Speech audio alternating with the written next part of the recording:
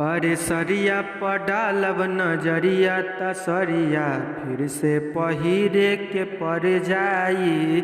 सरिया पर डालब नजरिया त सरिया फिर से पहिरे के पड़ जाई। ये song power star Pawan Singh ji और शिवानी सिंह जी का है।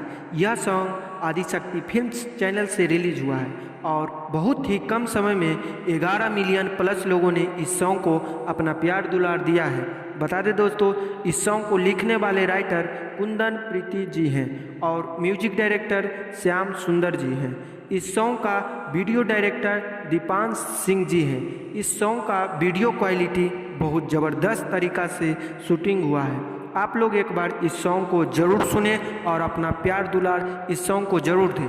बता दें दोस्तों, इसी प्रकार से भोजपुरिया से रिलेटेड जानकारी पाने के लिए हमारे चैनल को सब्सक्राइब करें और नए नए वीडियो देखने के लिए हमारे चैनल से जुड़ें। धन्यवाद।